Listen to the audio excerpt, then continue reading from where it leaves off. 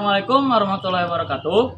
Saya Muhammad Syakbar dengan NIM 24010101023. Berdirinya saya di sini ingin menjelaskan materi tentang filsafat pendidikan Islam yang berjudul Peran Filsafat Pendidikan Islam dalam membentuk karakter atau akhlak siswa. Baik, tanpa berlama-lama, langsung saja masuk ke penjelasan yang pertama. Baik, masuk ke penjelasan pertama, yaitu tentang peran penting filsafat pendidikan Islam dalam membentuk karakter atau akhlak dari seorang siswa. Namun, alangkah baiknya kita harus mengetahui dulu nih, apa sih pengertian dari filsafat pendidikan Islam? Nah, jadi pengertian dari filsafat pendidikan Islam adalah bentuk pemikiran yang bersumber langsung dari Al-Quran dan hadis. Nah, jadi yang dimana untuk membentuk karakter dari seorang siswa itu tadi langsung bersumber dari Al-Quran dan hadis. Dan itu menjadi bagian penting dalam pembentukan karakter atau akhlak dari seorang siswa. Karena yang kita lihat saja bahwa sumbernya itu langsung berasal dari Al-Quran dan hadis.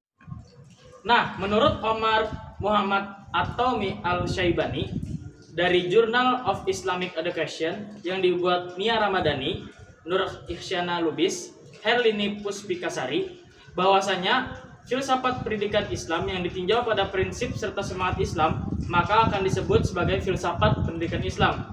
Berarti ketika filsafat pendidikan disajikan dengan dasar-dasar dan semangat Islam, ia akan menjadi filsafat pendidikan Islam.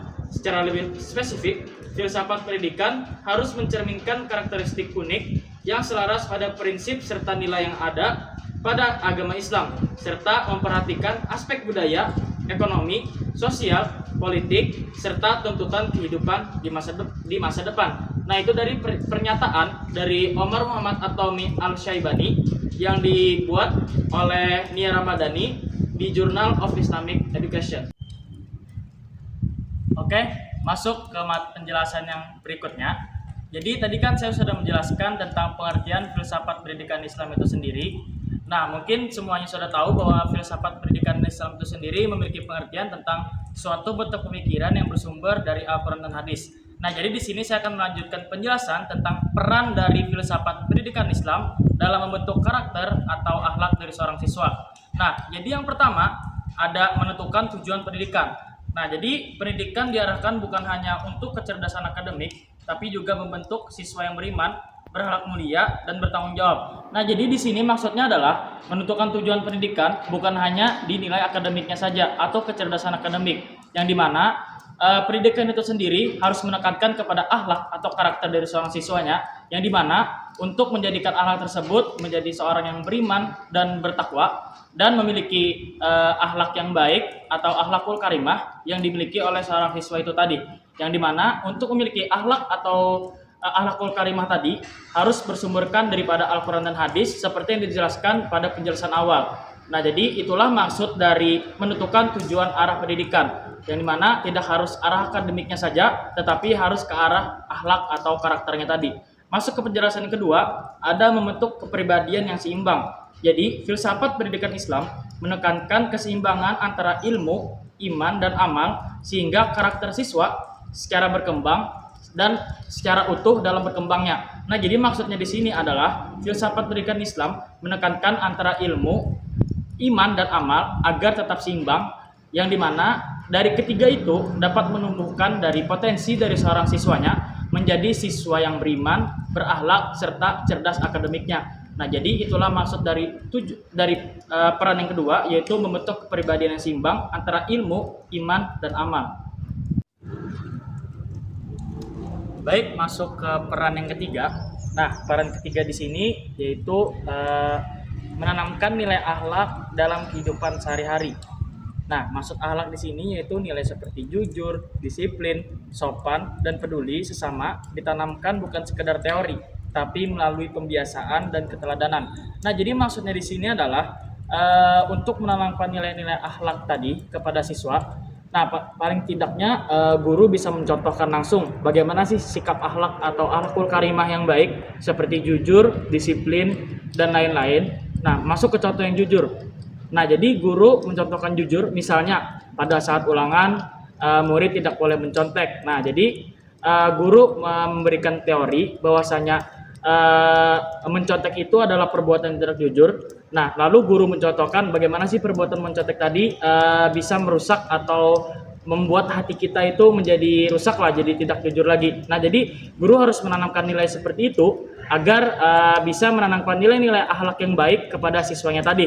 Nah, itu juga berhubungan kepada peran yang pertama, yaitu menentukan tujuan arah pendidikan yang bukan hanya di akademik saja, tetapi kepada penanaman akhlak mulianya tadi. Nah, jadi masuk ke peran yang keempat, ada mengarahkan metode dan proses pembelajaran. Nah, guru tidak hanya berperan sebagai pengajar, tapi juga teladan akhlak bagi siswa. Proses belajar diarahkan agar membentuk sikap dan perilaku positif. Nah, jadi guru tidak termasuk kepada pengajar saja, yang dimana guru sebagai modeling kepada muridnya agar bisa mencontohkan hal-hal yang baik, bagaimana sih akhlak-akhlak yang baik tadi terhadap siswa. Nah, jadi guru bisa menjadi modeling terhadap muridnya agar murid bisa berperan atau memiliki akhlak yang baik tadi. Baik, masuk ke penjelasan yang kelima. Jadi peran yang kelima adalah membangun kesadaran tanggung jawab moral, yang dimana siswa diajarkan bahwa setiap tindakan punya konsekuensi baik di dunia maupun di akhirat, sehingga mereka lebih berhati-hati dalam bersikap. Nah, jadi dari peran ini yaitu siswa diajarkan dari setiap tindakannya akan dibalas di akhirat nanti. Nah, jadi kalau siswa itu berbuat baik, maka akan dibalas misalnya dengan surga. Kalau perbuatannya sebaliknya atau melakukan perbuatan buruk, maka akan dibalas dengan sebaliknya tadi. Nah, jadi siswa akan lebih berhati-hati dalam membuat suatu tindakan yang dimana agar bisa menunjukkan dari sikap tanggung jawabnya terhadap moral atau terhadap kebaikan, agar mereka terhindar dari perbuatan buruk atau tercela yang bisa mengakibatkan akan dibalas nanti di akhirat. Nah, jadi itu suatu tindakan atau suatu bentuk aware terhadap siswa agar siswa memiliki akhlak yang terpuji atau akhlakul yang karimah yang diajarkan oleh gurunya. Nah, jadi masuk ke peran yang keenam, yaitu menumbuhkan kesadaran beribadah dan spiritualitas. Pendidikan tidak dilepas dari nilai ibadah. Akhlak yang baik dipandang sebagai bagian dari iman dan pengalaman agama, bukan sekedar norma sosial. Nah, jadi seperti yang kita ketahui bahwa pendidikan atau belajar adalah nilai yang sangat tinggi di mata Allah, atau bisa disebut dengan menuntut ilmu. Kalau kita menuntut ilmu saja, maka akan mendapat banyak kebaikan, banyak keuntungan terhadap diri kita, dan akan bernilai besar di hadapan Allah SWT. Maka kita selaku pendidik harus bersyukur, yang dimana kita harus selalu belajar, dan guru yang mengajar juga mendapatkan imbalan yang sebaliknya, karena mengajar dan belajar adalah suatu perbuatan yang baik di mata Allah Subhanahu wa taala. Oke, masuk ke peran yang ketujuh atau yang terakhir. Nah, jadi yaitu mencegah krisis moral di kalangan siswa. Nah, dengan landasan nilai Islam yang kuat, siswa punya benteng moral agar tidak mudah terpengaruh perilaku menyimpang seperti menyontek, bullying, atau pergaulan bebas. Nah, jadi mencegah krisis moral di kalangan siswa. Nah, jadi itu sangat penting khususnya di dunia zaman sekarang, karena banyak penyimpangan-penyimpangan yang bisa tersampaikan kepada siswa kita yang ada di zaman sekarang. Nah, banyak nih seperti penyimpangan seperti kasus bullying. Nah, kasus bullying itu sudah banyak terjadi. Nah, yang baru-baru saja kan ada penyimpangan suka sesama jenis. Nah, jadi itu kan sebuah krisis moral yang dihadapi oleh siswa, yang dimana guru harus berperan penting untuk menanggulangi dari krisis moral tersebut, yang dimana guru membantu agar siswa tidak terjerumus ke dalam hal tersebut dan menjelaskan lebih dalam bahwa perbuatan seperti itu adalah perbuatan yang sangat buruk dan harus dihindari, khususnya di umuran remaja atau anak-anak. Nah, jadi krisis moral di kalangan siswa itu sangat penting, dan guru sebagai fasilitator yang harus bergerak agar dari siswanya tidak melenceng atau menyimpang dari perbuatannya tadi atau akhlak-akhlaknya tadi.